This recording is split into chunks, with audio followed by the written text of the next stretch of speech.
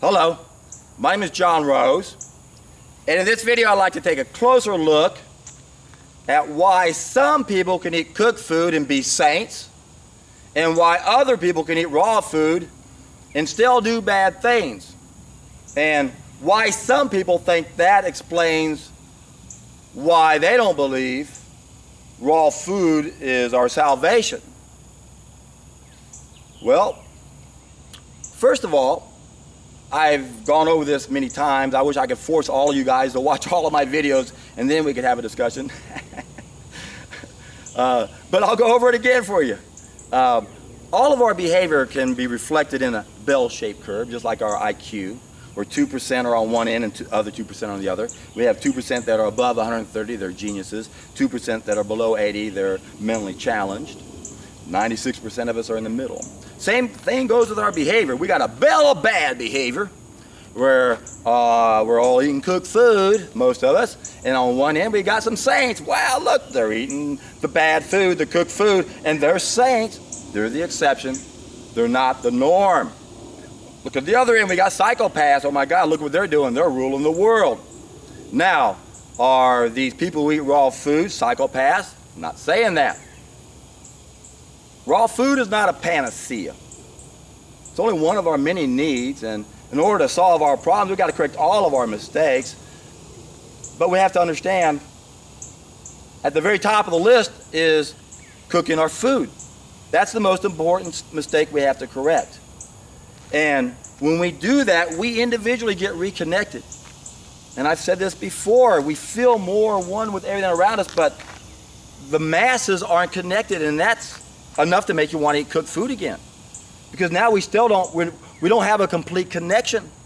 We still haven't satisfied that need. So I say over and over and over, most of our problems are within our control based on what we do, based on our needs. Well, one of our needs is to feel one with everyone. And we can get rid of hypohelios A. Remember, hypohelios is an abnormally low biphoton level. We have it on an individual level A, collective level B. So we can bump up our individual biphotons, get rid of hypohelios A, but we'll never, ever be totally connected as long as the vast majority of you fools are looking for excuses not to eat raw food. That's why the ultimate solution doesn't work unless all of us does it. And if you haven't done it, you can't wrap your brain around it. I hear and I forget, I see and I remember, I do and I understand. I go to raw food message boards and it's the same people who don't live this way who argue about there's no benefit to it. Try doing it for a while. Maybe you'll understand. Maybe you'll stop looking for reasons why you don't think it's the solution. There's always going to be exceptions. And what we have to understand is that it's our collective shadow that keeps us where we are. We've got to change our collective behavior, our collective mentality. Every one of us has to become the best that we can be. When we do that, we will change our collective mentality. Will some of them still be assholes? You bet. Well, we shouldn't do anything then. No, we got to change the bell. That's why I say if we don't like the edges of the bell, the whole bell's got to change. If we don't want our ship to hit that iceberg, we got to be the trim tab so that we can make the ship itself change. We have to change individually. When all of us get reconnected, it's a whole different world you can't even wrap your brain around. People who are acting up now aren't going to act up when they finally get totally connected. There's three waves of heroes. The first wave are the trim tabs. They're the rudder on the rudder to wake the rest of you clowns up. And all we got to do is get enough of us to do something to get your attention. You go, oh my God, look at that, we got to do it. That's the first wave. Most of the people watching me right now, you're them, you're the trim tabs, yeehaw! Then, once we reach the tipping point, the second wave comes on board, and I predict that's going to be all the geezers that are just reluctant to change. But when we reach the tipping point, they're all going to jump on board because they're not going to be idiots. They're going to want to jump in on this. And then once we reach the majority, we'll finally wake up and realize how important it is to correct that first mistake and stop making excuses for it. And when that happens, if I'm in charge, one law, minimal biphoton level. What does it take? I don't know. 100%, I don't know. But we have to understand we got to change collectively. Our things are never going to change. And once we get to that point, we'll finally have, like I said, one law. The third group of heroes will be the ones that will complete the connection. And they're going to want to. And I'm sure a lot are going to resist. And I'm not sure what the best solution is for that at that time. And I know enough now not to project myself too far into the future, because I can dream about what's going to happen when we reach the tipping point. I can dream about what happens when we reach the majority. But I'm only one mind, and there's a whole lot I don't know. That's why this is an exciting time to live. There's a lot of us who know a lot of great things, and we're waking up that we want to help each other. We want to unite ourselves. I don't want to have to go after McDougal, but McDougal's coming after us. And I'll defend the truth in any way I can. And I hate to say it, damn it, but conflict is what gets your guys' attention. I decided to test it out, and sure enough, I'm getting 2-3 times the hits by attacking McDougal. I knew I would. What do you think I did it for? Trying to wake you guys up. How can I help? What's in it for me? Spirit, ego. There's only one way to help. We're suffering. We are suffering. The animals are suffering. Don't focus downstream entirely with the animals, because if you really want to help those guys, we got to help ourselves. We got to get reconnected. And when all of us do it, it will be a world none of us can even wrap our brain around. I fantasize about it all day long. It's on my brain 24 hours for 26 years. That's all I do. I go to bed with a tape recorder, wake up in the middle of a conversation and a thought process, I just start recording. That's why it's the first thing I think of when I wake up. Before I even get out of bed, sometimes I'll lay there for a while and I'll start playing back what I thought of during the night and what I thought the day before. When I go to bed, it's the same thing. I contemplate on these ideas in my ivory tower all day long. And all I ask is to consider some of my thoughts. Have you all spent any amount of time like I have? A lot of you have. I love this. I love my channel right now. I had no idea it was going to blossom like it does. There are so many great people on this commenting here. And I love the challenging ones that come at me, because we find comfort among those we agree with, change among those who we don't. That means the people we learn from the most are the ones that piss us off. First time I read that quote several decades ago, I just started laughing, going, oh my God, our teachers are the ones that piss us off. And of course, we know that's not true. The people who really taught me the most never pissed me off. But nonetheless, it helps you understand things. In fact, I owe a lot to one clown on a message board who had to be a shill. But because he was pretending to be so obtuse, I kept rephrasing everything so many times. That's how I came up with 2 groups of needs. Thank you. Thank you. I said this before. You guys help me in ways none of you really understand. And I wish I could express my appreciation to all of y'all, especially the ones who you think it's fun to push buttons and aggravate people. You know, it's hard to relate to you guys. But you guys are helping me the most. And you think you're somehow, making it hard on me? No, it's actually the best thing ever. So keep it coming by all means. In fact, give me some more thumbs up, make me controversial, make me go viral. I don't care. Hell, I don't care about my ego. I'll poop on stage at 10 a.m. if that's what it takes to get the message out. I don't care about my ego. That tells you where I'm at. I'll defame my whole everything. I'll be the guy who did the first dump on TV if that's what it takes. I don't care about me. I care about you guys. I care about all of us. I feel the connection more so than ever. Intellectually, I understood this growing up. Perhaps I was meant to do this. I don't know. I sure feel good about it, don't you? A lot of you guys are doing this. I got a great email today from someone who said, I've been watching you and I'm ready to get out there and do what you're doing. Yeah, I love it. So, there's only one way out of this hole we've dug. It's a bottom-up solution. Can't expect anything to come or trickle down from the top. We cannot fix any of the systems because the systems are made up of us, and guess what? We're screwed up. We're sick. How do you fix the system? You got to fix the individual. Is everybody 100% fixable, or are they still going to be perfect? Of course not. What do you expect? Oh, that's the reason to say it can't be the salvation. No, it is. You can't accept the fact that you destroy biophotons when you cook your food. That's why we have a dark side to our behavior. Eating the animal darkened the dark side of our behavior. It's not the original fall. It made the fall worse. We fell again. But what started it? It's the cooking of the food. And you're under a spell. Whatever deceives men produces, or seems to produce, a magical enchantment. Plato. What is it about this? Why haven't we figured it out? The most obvious reason is we don't want to know. We're addicted and in denial. We don't want to entertain the idea that I can't have an ice cream sundae or some chili or whatever. I know. I grew up eating that stuff. I can understand where the average person is. But I also know they don't know where they can go. And that's what we want to show them.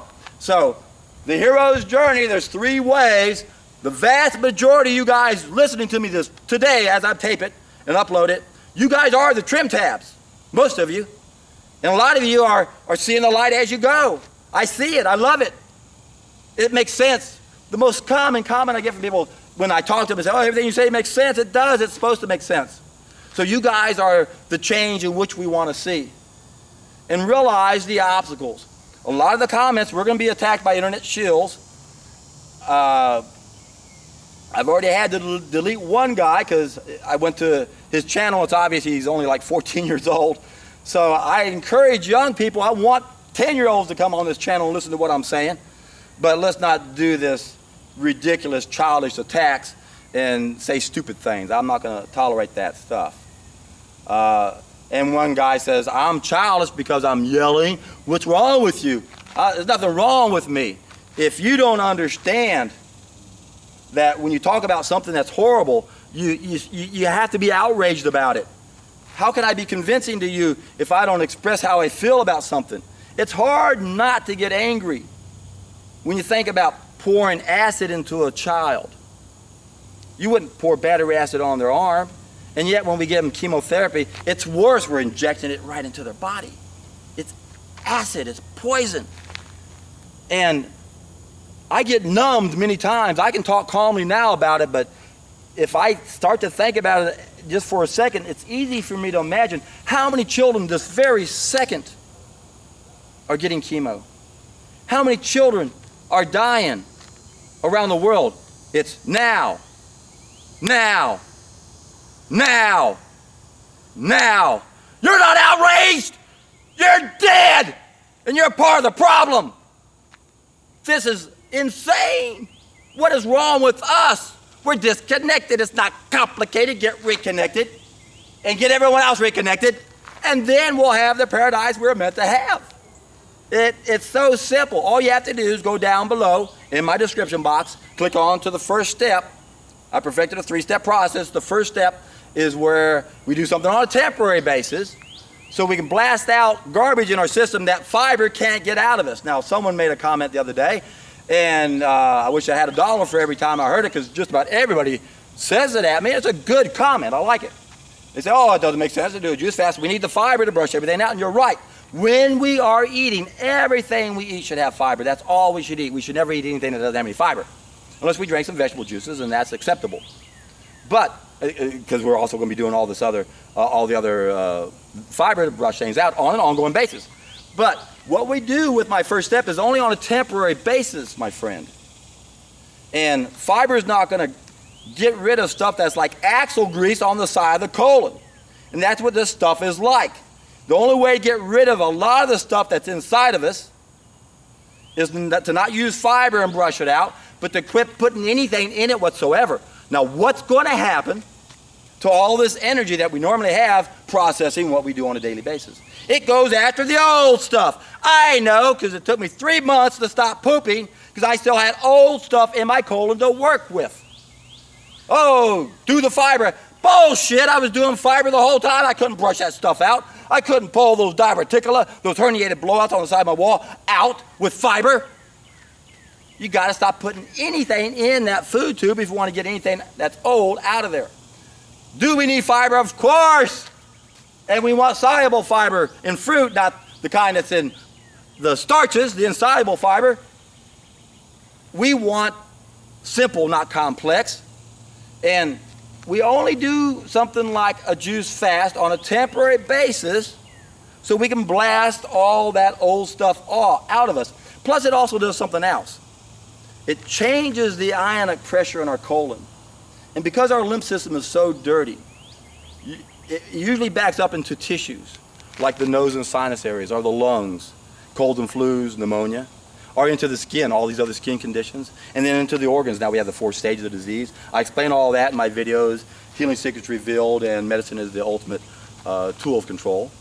And what we do is by way of retrograde flow, by changing the ionic pressure in our colon, by not putting anything solid through there at all, it becomes an alternative channel of elimination known as a fontanel.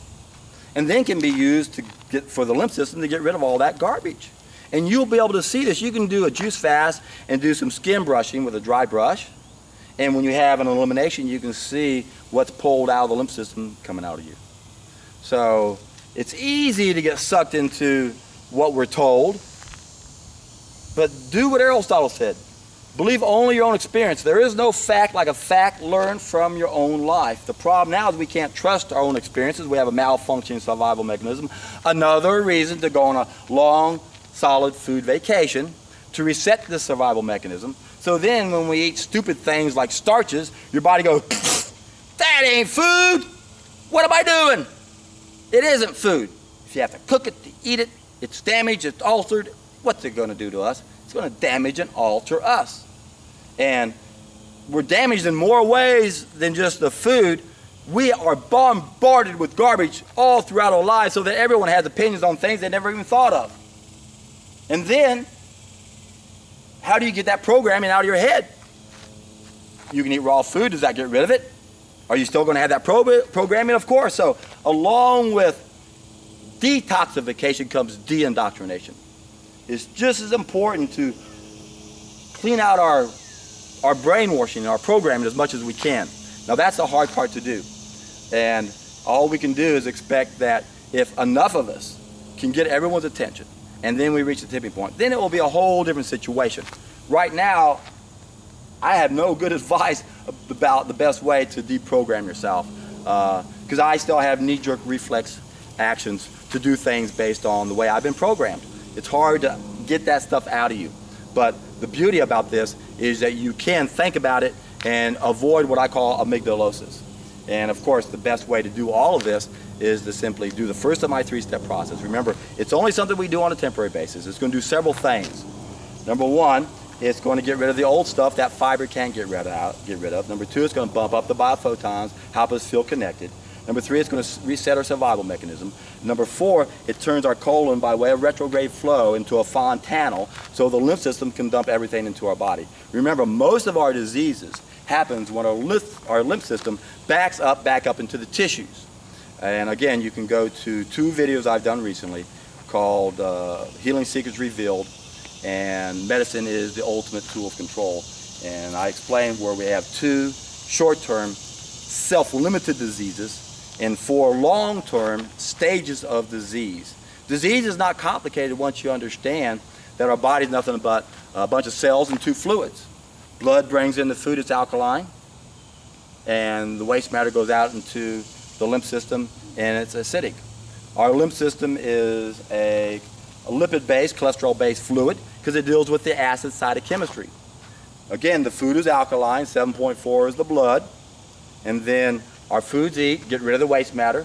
It comes out about 3 pH. There are bacteria inside our lymph nodes that convert the 3 pH to 6 pH so our kidneys can process it. And as long as our kidneys are healthy, they'll clean and process the blood and the lymph fluid. But what happens is we damage our body. We end up with gallstones, and we end up with damaged kidneys, and next thing you know, our lymph system gets dirty. It backs up. That's the disease process.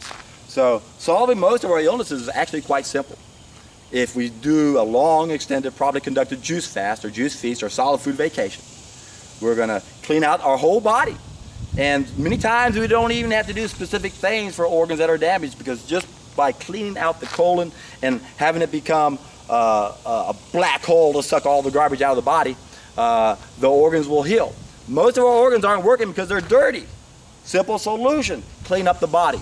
And of course, we have to also address the issues of deficiency, which is the reason why I love the juice fast or the juice feast, because you got to drink a lot of juice. You can't eat 15, 20 pounds of produce or more, but you can juice it. So you're getting all that energy without having to expend any energy, and then that energy gets redirected. So there's another great benefit by going on a solid food vacation. Our body needs energy to heal. So, oh yeah, you're eating the plant foods and it's sweeping out the colon. Well, how about the energy it takes to digest those foods? The more you feed a sick person, the more you harm them. So people are making statements that they just don't understand. Everybody's unique. But even that's what Hippocrates said. The more you feed a sick person, the more you harm them. If they're so weak, they can't move, they don't have any energy to digest food. That's why you can put an invalid on a water fast, and in several weeks, they're up and about with tons of energy.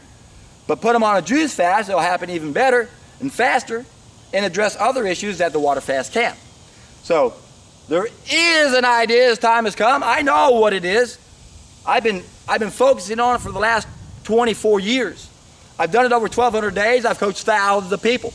I have a lot of personal and professional experience. And if you're going to try to expect some expert to tell you what's going on, oh, there's no old stuff in there, you're a fool if you believe them.